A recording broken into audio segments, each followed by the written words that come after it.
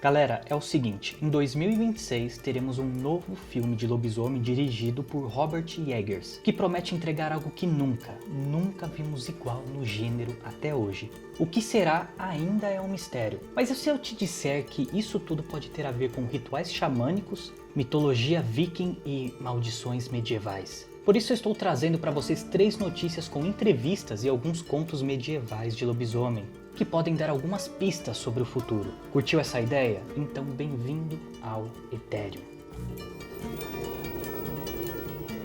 Para começar, vamos dar uma contextualizada bem rápida. O filme de Robert Eggers se chamará Werewolf e parece que já está com o roteiro e a história prontinha. De acordo com o Hollywood Reporter, o filme recebeu sinal verde para começar a ser desenvolvido logo após o sucesso de Nosferatu. Está previsto para sair lá para o fim de 2026, mas provavelmente para nós, meros latino-americanos, o filme deve chegar no início do ano seguinte, assim como foi o Nosferatu. Dito isso, vamos dar uma olhada nas partes mais interessantes das notícias, e caso você queira ler na íntegra depois, eu vou deixar o link com as matérias na descrição do vídeo, ok? Eggers escreveu Werewolf com John, que coescreveu a inebriante saga viking de Northman com o cineasta. Embora os detalhes sejam escassos, fontes dizem que a história se passa na Inglaterra do século XIII. O roteirista também apresenta diálogos fiéis ao período e tem traduções e anotações para os não iniciados em inglês antigo.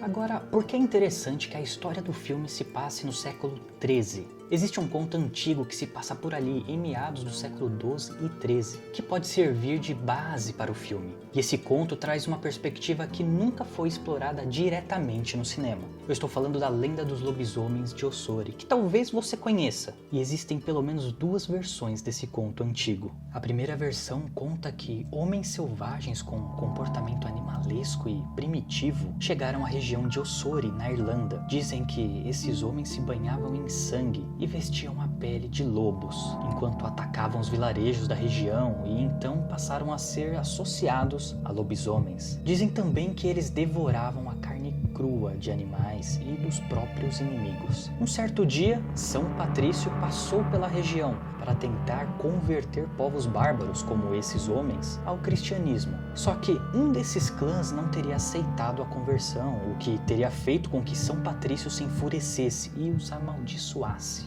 O interessante é que existem certas figuras nas sagas nórdicas que correspondem a esses homens selvagens vestindo peles de lobos, como no conto dos lobisomens de Ossori. Eu estou falando dos Ulfgnar, uma classe de guerreiros vikings sanguinária e implacável, que o diretor Robert Eggers, se liga só nisso, já explorou com o protagonista do filme O Homem do Norte, que tem uma história que explora lendas nórdicas e elementos de xamanismo. A segunda versão do conto dos lobisomens de Ossori narra que uma figura santa, um padre, certa vez estava viajando por uma região de florestas e encontrou um lobisomem durante a noite. Só que ao invés de devorá-lo, o lobisomem disse que ele e a sua esposa estão cumprindo uma maldição jogada em seus antepassados por uma figura santa. E, apesar da sua forma assustadora e o fato de andar sobre a pele de um lobo, ele e a sua esposa ainda eram católicos devotos e precisavam da ajuda do padre para dar a extrema unção para a esposa. Acontece que ela tinha sido ferida por caçadores e desejava ser redimida dos seus pecados antes do fim. Após acompanhar o lobisomem pela floresta, encontraram a esposa, que para provar que realmente era humana por baixo da pele de lobo, rasgou a própria pele e revelou uma mão humana. E então o padre, convencido, ouviu sua confissão e deu a extrema-unção, e em seguida partiu. O que vocês acham dessa história? Dá uma boa inspiração para um filme? Escuta só essa outra matéria sobre o filme.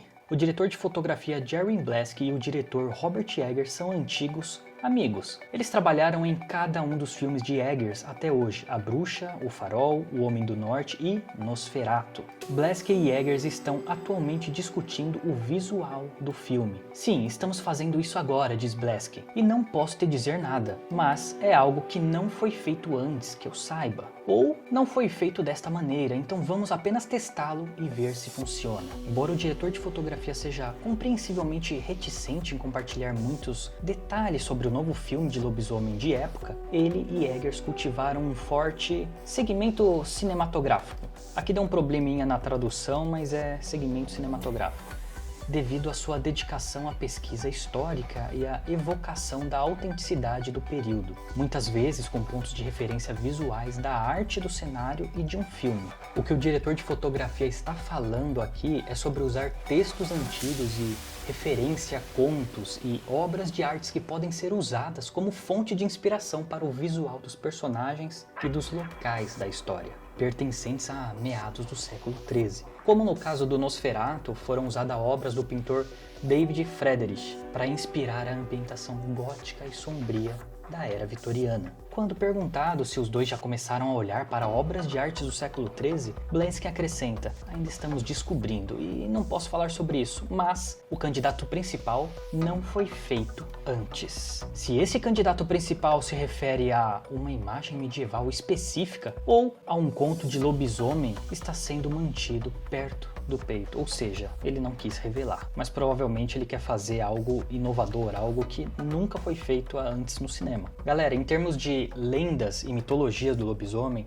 já vimos praticamente de tudo, mas pouco foi explorado em termos de aspecto da mitologia nórdica e xamânica que existiam na Europa Antiga. Além do conto dos lobisomens de Ossor e os Ulfgnar que vemos no filme do Homem do Norte, os vikings também têm o seu próprio conto de lobisomens. E isso é bem legal de ver porque geralmente estamos acostumados a assistir filmes que exploram muito mais os mitos gregos, né? Como é o caso do rei Licaon, amaldiçoado por Zeus a virar uma besta. Mas então, que lobisomem é esse da mitologia viking? Eu estou falando do filho de Loki, o deus trapaceiro, e não é o lobo Fenrir. Há muito tempo atrás, para punir Loki após a morte do deus Baldur, os deuses nórdicos transformaram um dos seus filhos, chamado Vali, em um lobo sedento de sangue. Então, fizeram com que ele devorasse o seu próprio irmão, Narvi. Após isso, Vali foi condenado a vagar sem rumo pelo mundo sob a pele de um lobo até o dia do Ragnarok. Além disso, poucas pessoas sabem, mas o mito do lobisomem tem um pé no xamanismo da Europa Antiga. Os xamãs eram líderes de comunidades, curandeiros, videntes, que usavam suas habilidades para o bem-estar das comunidades, e isso inclui a proteção espiritual das pessoas. E aqui a coisa começa a ficar bem interessante. Os xamãs possuíam diversas formas de praticar magia. Durante a noite, acreditava-se que quando dormiam ou durante cerimônias ritualísticas, seus espíritos poderiam deixar os seus corpos e vagar pelas florestas em formas astrais, podendo também incorporar em animais como um lobo para enfrentar ameaças espirituais, embora não exista relato sobre uma transformação física propriamente dita. Era comum que usassem artifícios como canções, danças e até ingerir certas substâncias que alteravam o estado de consciência, para se colocar em um estado de transe e acessar o mundo sobrenatural. Algo que, não por acaso, você pode ver no filme O Homem do Norte, de Robert Eggers, e o seu Ulfgnar. Contar essa história de lobisomem no século XIII traz muita possibilidade, principalmente para explorar o mito dentro do contexto da magia e do xamanismo em conflito com a igreja da época, e também usar peles amaldiçoadas de lobo para transformar homens em lobisomens, que é um aspecto da lenda dos lobisomens que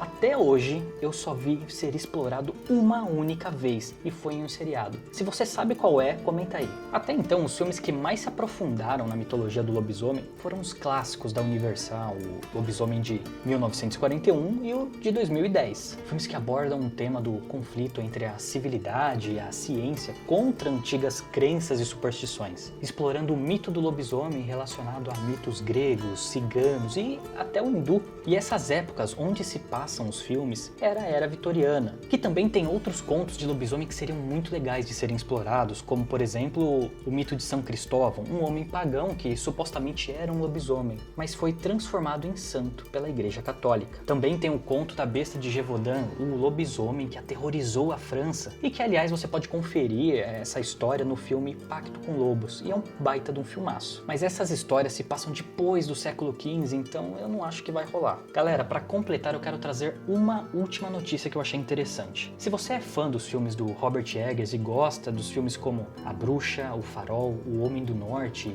curtiu Nosferatu, então você já deve ter percebido que o homem é tarado em fazer filmes de época. Olha só o que ele disse em uma entrevista.